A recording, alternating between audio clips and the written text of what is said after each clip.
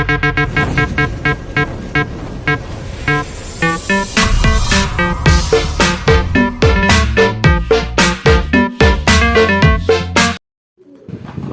for today's video mga kalapatids, nakawala nga yung isa sa mga flyers natin dito, yung pinakabata na panglaban natin sa South. So kasalukuyan ko siyang pinapapasok sa cage niya kung saan siya nakakulong, ano. So pag-uusapan nga natin dito is about sa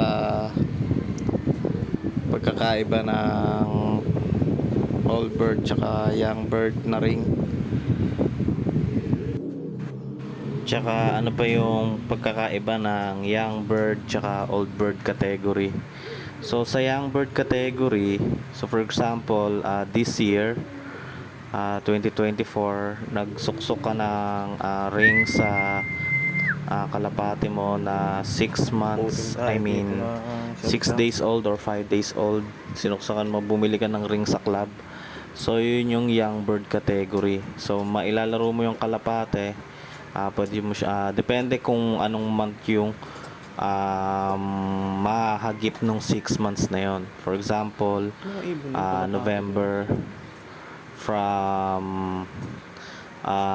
nag-breed ka ng February, so February, March, April, May, June, July. Kasi yung pwedeng isali mo sa karera, 6 months yung kalapate, pwede mo siya isali. So possible na north ka makakalaro. So sa loob ng isang taon merong 12 months.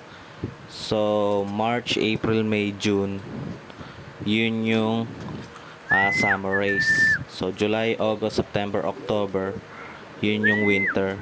Tapos November, December, January, February, yun yung summer race. Okay? So within 6 months, kung depende kung anong ring yung available dun sa club. So dun naman sa old bird category, basta may ring yung kalapati mo, commercial ring, Philippines o PHA yung ring, pwede mong isali sa old bird category yon.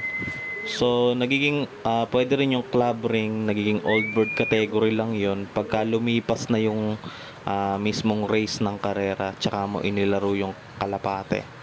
So depende kung na-postpone yung karera, young bird category pa rin. Young bird category pa rin yun. So depende sa club. So yung pagkakaiba ng old bird category tsaka young bird category.